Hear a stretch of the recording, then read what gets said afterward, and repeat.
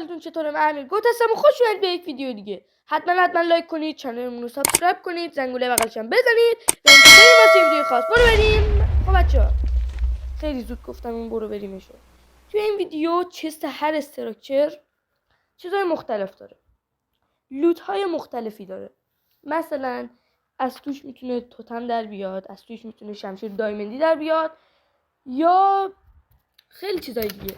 مثلا من این چوبارم بکنم، بله گفتم که خیلی چیزای دیگه در میاد، مثل توتم، شمشیر دایمندی، کلنگ دایمندی، بلاک آف دایمند، بلاک آف آیرون.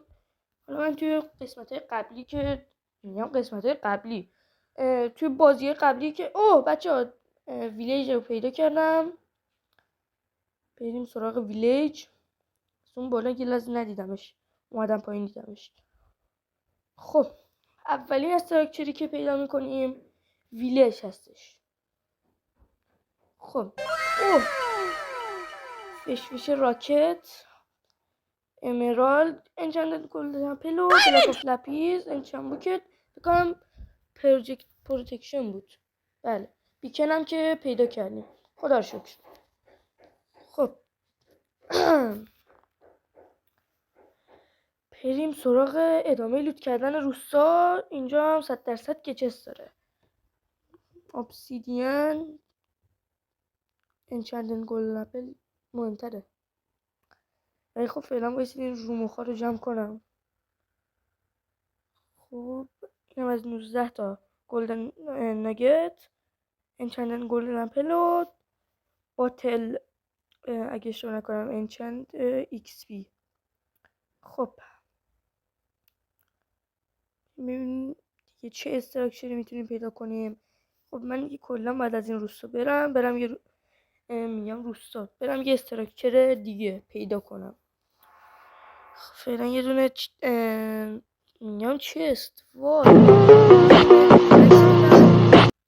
سنگا رو بکنیم که یه دونه کلنگ سنگم داشته باشم برای ماین سریعتر. کافین تیبل رو بکنیم و بریم سراغ استراکچر بعدی. خب یه اولاق خره چیه دانکی اونو یه دونه زدم، یه ضربه زدم که من کاری کلا با اینا ندارم. ولی خب نمیدونم واقعا چی بگم الان. بریم سراغ استراکچر بعدی. من فقط سعی میکنم که تو این ویدیو جدی برخورد کنم، چون خیلی مسخره بازی در میارم توی ویدیو هام و امیدوارم که این ویدیو جدی ترین ویدیویی باشه که من تا الان گذاشته باشم. خب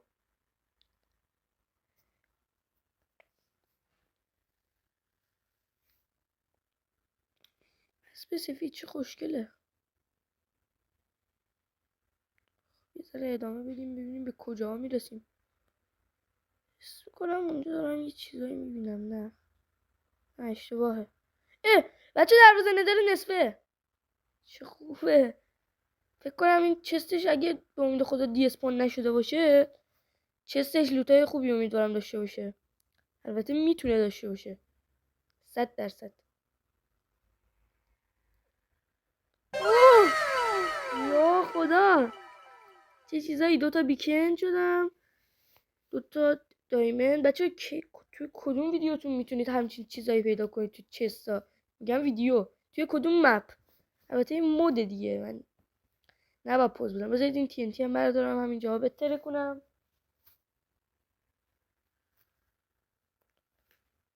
خب به نظرم TNT رو بغل آتیش نمیشه ترکوند.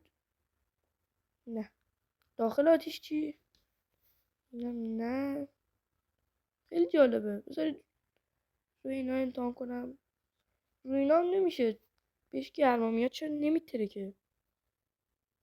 میخوام برگردم به ویلیج قبلیم، اونجا کتاب برداریم و سعی کنیم که یه انچنبوک بسازیم. و بچه ها وایسید، الان غذام تموم شده.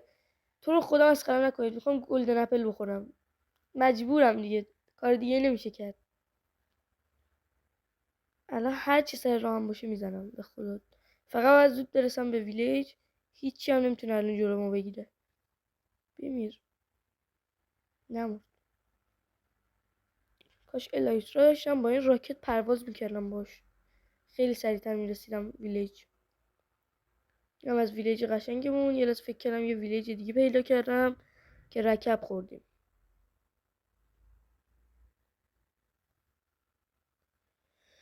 بریم توی یکی از این خونه هاش کتاب خونه ها رو یکیشون ماین کنیم و سعی کنیم یه دونه انچم بوک بسازیم. بذارید ببینم این ویلیجره چی میتاقه. چرت و پرت. 9 تا امرالد میگیره. یه دونه از این کتاب خونه ها میده. داشت بیام من همین کار برعکسش رو برات انجام بدم ببینیم کی بهتر میتونه این کار رو انجام بده. خب یه انچانتینگ تیبل، انچانتمنت تیبل، زدید بلاک اف لپیزامو به لپیس تبدیل کنم. از 9 تا لپیس 3 تا هم بوک داریم. یکیشو بزنیم. شارپنز چرا همش پروژکت پروتکشن میده؟ چه در میخوره؟ نده آقا نده. نمیخوام. خب این هم از کرافتینگ تیبلمون. یه دونه شمشیر دایمندی به نظرم بسازیم. وایسید. آره یه شمشیر دایمندی. یه نوکبک هم بزنیم روش. یه هم از انویلمون. بذارید یه ذره ایکس پی بزنم به خودم که ایکس پی داشته باشم برای انچند بوکام. و حالا واسه این انچند بوکات ایکس پی خیلی نیازه. خب این از چیز اشتباه گذاشتم. خب 2 تا ایکس پی ازمون بردش. خوبه میارزید. نوکبک انچند بوک خوبیه. اینجا ما همسایه بالایمون تازه اومده. متاسفانه خیلی دارن سر صدا میکنن. فکر کنم بچه دارن احتمالا. خب یا اساساشون جابجا میکنن. خب میخوام برم سراغ داداش عزیزم آیرون گالم. از آیرون گالممون 4 تا بلاک بزنیم زیر خودمون بریم بالا. این نوکبک داره ولی خب چون آیرون گالم وزن سنگینی داره به نظرم نمیتونه پرچه به عقب. خب مستقیم اونو میکنیم که بکشیمش. مرد.